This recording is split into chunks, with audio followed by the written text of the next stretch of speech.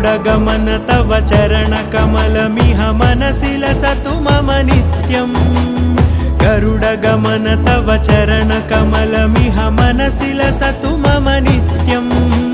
मनसि लसतु मम नित्यम् मम तापमपाकुरु देव मम पापमपाकुरु देव मम तापमपाकुरु देव मम पापमपाकुरु देव